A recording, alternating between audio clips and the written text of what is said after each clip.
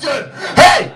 What do? It's nearly always at some party where the music is too quiet, there are not enough drugs, so you have no choice but to talk to this walking smegma. And he comes up to you and he says, hey, what do you do? But he doesn't want to know what you do. He has no interest in what makes you a rounded human being. He doesn't care if you read philosophy in your underwear or send orphans to starving crocodiles in Africa. No! He has no interest in that. All he wants to know is, hey, how much money do you have and where do I rank you in my financial database? Because it is always the kind of tosser who uses words like database, probably goes to Sainsbury's with his shopping database, gets his kids to write to Santa with their presents database. I don't care if you write it on an iPad. It's that fucking list! Anyway, that's a pleasant intro over. Let's get a bit more intense. So, does anyone have any money? And as always, you can hear a fucking pin drop. Well, if you do have some money, I suggest you now consider yourself an endangered species. Because I pretty much am sure 99% of the people and institutions in this country are buggered. Our collective debt is now so vast, there is no realistic way we can ever repay it. Just like being stuck in a lift with John Leslie, sooner or later we're all fucked. But if, like me, you find yourself with no money and no career, you do still have options. All you need is a little bit of imagination and no self-respect. For instance, has anyone here ever been paid to masturbate? Not someone else! I'm not talking about how you got that curly-whirly in the playground. No! It is possible, I know. I was a student, I found out. I was a sperm donor. Not only do they pay you for it, but for once I was actually overqualified. But before you all run out of excitement, I should point out, it's a terrible job. It's horrible, because once you are a sperm donor, you cannot just crack out every time Carol Vorderman comes on the television. No. Now, you have to make an appointment. I like that. Now, you have to make an appointment at a clinic where you have to queue up to go into a grubby cubicle with some dog-eared pornography that's still warm from the guy in front of you. And then you have to ejaculate in a tiny little pot and put it in a fridge. None of which plays any part in my normal masturbatory fantasies. Even worse, you have to leave a minimum of 48 hours between deposits to build up your sperm count. That means the maximum amount of time you can achieve a release is 3 times a week for a student. I don't know about you, but some nights that was my hourly rate. Anyway, I told my friend that story and she said, don't be stupid, you're being too negative. Yes, technically you were paid to jerk off, but really you were there to give the gift of life and hope and families to childless couples. That's what the money was really for. And she would have been right. If the clinic had not called me back a few months later and said, we have a problem with your semen.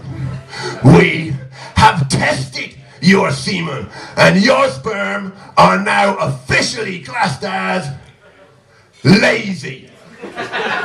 Lazy semen. My sperm would apparently rather chill out, hitting the snooze button, watching whatever passes for daytime TV in my nutsack. Bastard! Consequently, not only can I claim to be a professional wanker, I'm also a failure as a professional wanker. Not great. Another trick I have tried in desperation is, of course, treasure hunting.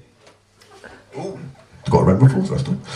Yeah, nothing to do with pirates, despite the intro. No, but there is somewhere you can go in any high street in the country and have at least a notional possibility of finding somewhere valuable.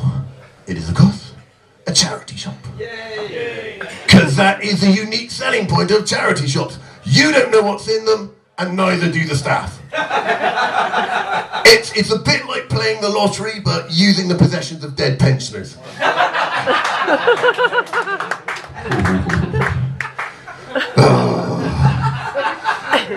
You've completely made it to fucking blind. So,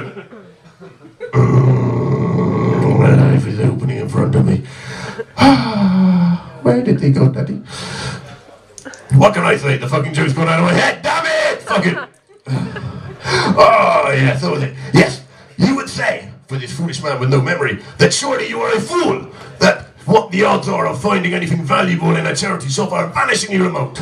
But you would be wrong. And I know, because I did actually find this one day.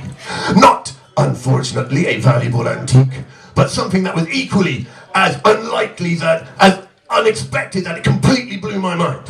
And here's how it happened. I was in a charity shop, trying on a jacket, looking in the mirror, when suddenly I felt a bulge in the top pocket. And I went, ah, this is it. Could be a wallet, maybe a roll of banknotes, maybe a gold watch, but it wasn't. Oh no. It was an envelope, and in that envelope was a letter from the Crown Court. And that letter detailed the name, age, address, and criminal convictions of a man who had just been there. And you have to ask yourself, what kind of person forgets a letter like that? Especially the guy in question, this 65-year-old man, was about to be sentenced for a series of sexual assaults on 13-year-old girls. And genuinely, this is a true story.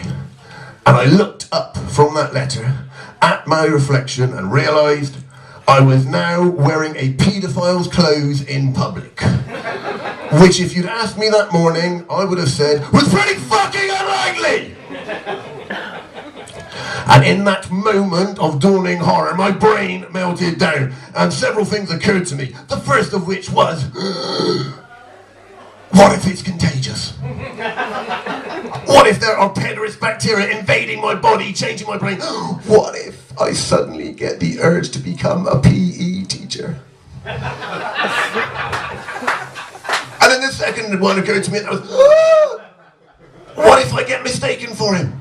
I'm wearing his clothes. Anyone could see me. I could get followed home. And it's a sign of how paranoid we have become that I could even think that he's 65. I've got green hair. But suddenly I am terrified of vigilantes. And it's madness. You don't see mobs smashing their way into clothes shops and attacking the mannequins because they're wearing jumpers, a bit like Peter Sutcliffe. Fortunately, I calmed down. I realised I was being ridiculous and irrational. It was, after all, just a jacket. Still, it's a fucking good fit, innit? Yay! Thank you, everyone! Good night! Yay! Mr. Scrod Vial! I don't think he could be mistaken for anyone, do you? Scrod Vial. Go on, give him another round of applause. Yeah.